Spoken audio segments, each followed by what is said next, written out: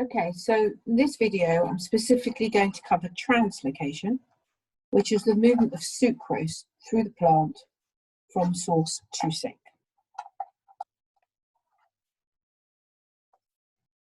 So the first thing we need to define is what we mean by source and sink. So a source is somewhere which the sucrose is actually made.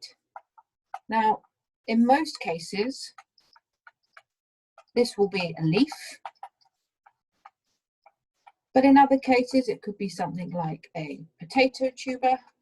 When you plant a potato in the soil, it will break down the starch in the potato to maltose, then to glucose, that can be then converted into sucrose and transported. It could be in a bulb. The sink is where it's going to be used. So it could be places like the root tip, which you're growing, shoot tip, but equally as well, it could be when you're making the potato tuber or when you're making the bulb. So appreciate that sometimes things can act as a sink at one point and a source at another point. So we know that sucrose is transported through the phloem. So let's look what the phloem looks like. So the phloem is made up of cells which are living, but they are pretty empty of cytoplasm. However, there are still divisions between the cells, unlike in xylem. And these divisions are called sieve plates. And we call the actual tube of phloem, we call it the sieve tube element. Now, because phloem itself is pretty much empty in terms of organelles, it's unable to do things like respiration, etc. It has cells accompanying it to the side, which are full of mitochondria, etc. And they are called companion cells. And they will be all along, but I'm only going to be interested in the companion cells at the top and the bottom. So that's the only ones I'm going to draw in, because I'm interested in the source and the sink. So up here is going to be my source,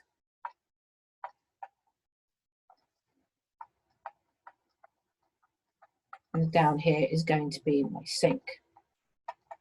Now we also have to bear in mind that there is also the xylem alongside. Remember, they're quite near each other. So here is my xylem, which I know is carrying water up through via the cohesion tension theory. So that's going to be quite important in the process as well. I'm going to start with my sucrose molecules at various points up here. So the first stage that's going to happen is that the sucrose is going to be actively transported into the companion cell. So at the source,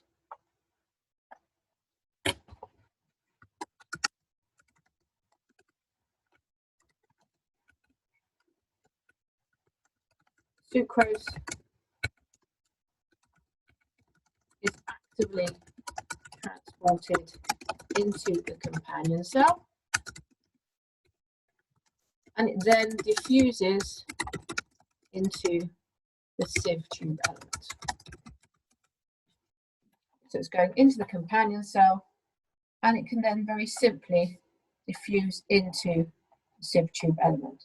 And when it diffuses into the sieve tube element, it's going to lower the water potential inside that sieve tube element.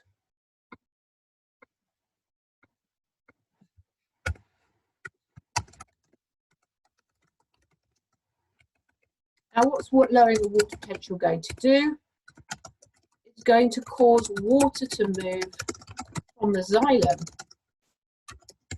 into the sieve tube element by osmosis. Never forget to say the word osmosis. I'm going to put it in capital letters. Now this is going to create a high hydrostatic pressure.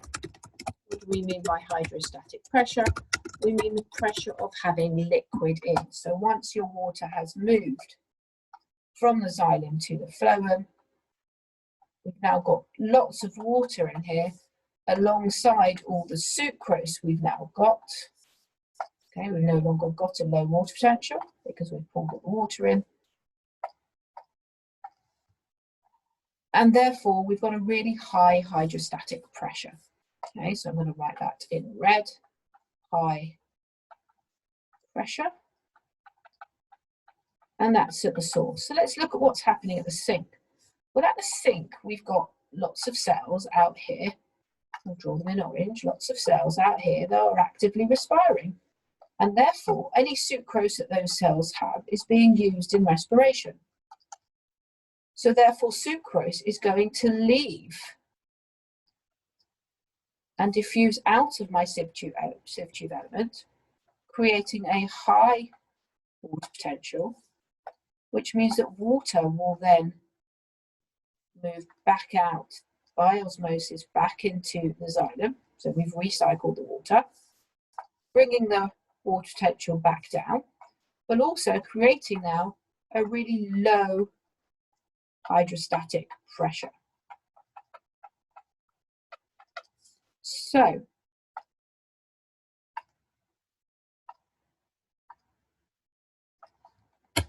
at the sink,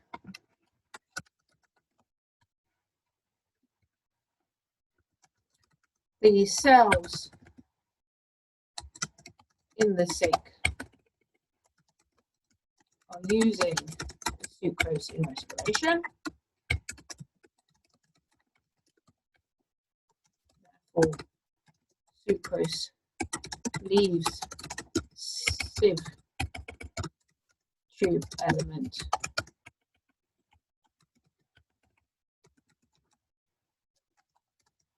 by diffusion. This lowers the water potential.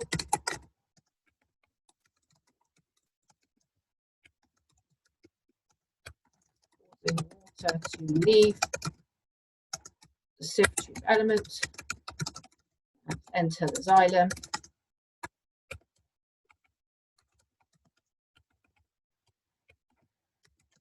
Osmosis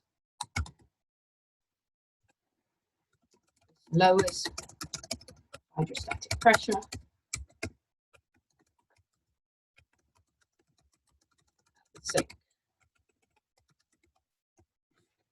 So we've managed to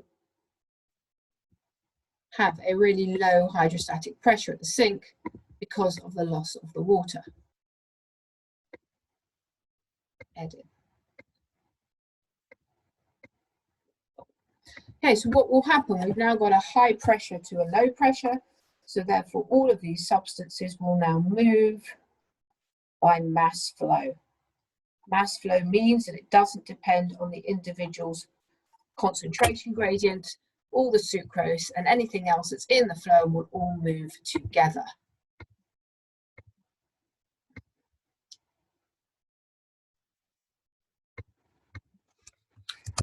This causes contents of the element to move down the pressure gradient from source to sink mass. And that is the end of translocation. Hope that makes some sense. Look forward to seeing you on the next video.